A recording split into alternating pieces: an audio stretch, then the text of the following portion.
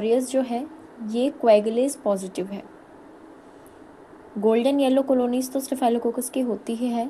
Golden yellow के अलावा इसके पास वाइट, येलो या ऑरेंज कलर की कॉलोनीज भी देखने को मिल सकती हैं। जब इसे ब्लड अगार के ऊपर कल्टीवेट किया जाता है तो ये एक हीमोलिटिक रिएक्शन कॉज करता है, हीमोलिटिक रिएक्शंस देता है। क्योंकि ये एक लैक्टोज फर्मेंटर है इसीलिए मैकोंकी अगार पे कल्टीवेट करने पे ये पिंक कॉलोनीज देता है। और हमें पता है कि मैकोंकी अगार जो होता है ये लैक्टोज फर्मेंटर और नॉन लैक्टोज फर्मेंटर को अलग करता है।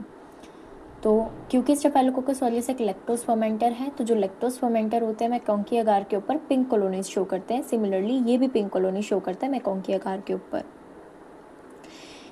कौन सा स्पेसिमेन लेंगे इसकी इन्वेस्टिगेशन के लिए? तो इसका इन्वेस्टिगेशन ये डिपेंड करता है कि किस पार्ट पे इन्फेक्शन को जांच कर रहे हैं, किस पार्ट पे इन्फेक्शन की जांच कर रहे हैं। फॉर एग्जांपल अगर हमें रेस्पिरेटरी चेक करना है कि इसके किसी पेशेंट के रेस्पिरेशन में कोई प्रॉब्लम आ रहा है किसी तरीके का, तो हम उसका स्पूटम सैंपल लेते हैं। अगर फूड पॉइजनिंग है तो उसका फीकल सैंपल लेके उसमें चेक किया जाता है कि ये पर्टिकुलर बैक्टीरिया है कि नहीं है। किस तरीके से इसका लैब डायग्नोसिस करेंगे? तो सबसे पहले है माइक्रोस्कोपी, सबसे आसान तरीका। आप ग्राम स्टेन प्रोवाइड अपने स्लाइड के ऊपर ग्राम स्टेन डालेंगे।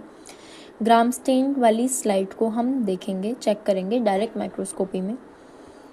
यदि उसके अंदर स्टेफाइलोकोकस होगा तो वो हमें उसकी मॉर्फोलॉजी के अकॉर्डिंग समझ में आ जाएगा। कैसी मॉर्फोलॉजी है उसकी अभी मैंने आपको बताया कि ग्राम स्टेन है, ग्राम पॉजिटिव बैक्टीरियाज हैं, ये ग्राम पॉजिटिव बैक्टीरिया है और ग्रेप लाइक अपीयरेंस देखने को मिलेगा। इसके अलावा इसका कल्चर किया जा सकता है ब्लड अगार के ऊपर, मैकोंकी अगार के ऊपर। सो ब्लड अगार के ऊपर कैसे? ब्लड अगार के ऊपर नॉर्मली इसको कल्टीवेट किया जाता है, लेकिन अगर हमें लग रहा है कि एक सैंपल के अंदर एक्सपेक्टेड नंबर जो है स्टेफाइलोकोकस ऑरियस का वो कम है, तो हम सेलेक्टिवली जो इसका सेलेक्टिव मीडिया होता है, सेलेक्टिव मीडिया पर्टिकुलरली वो यूज़ करते हैं। सेलेक्टिव मीडिया ऐसे मीडिया होते हैं जो किसी पर्टिकुलर बैक्टीरिया की ही ग्रोथ को एनहांस करता है और बाकी बैक्टीरिया को ग्रो नहीं होने देता है। तो अगर हमें पता है कि स्पेसिमेन के अंदर अमाउंट कम है किसी बैक्टीरिया का, तो हम उसको उस तरीके से उसके अकॉर्डिंगली ग्रो करवाएंगे। जैसे कि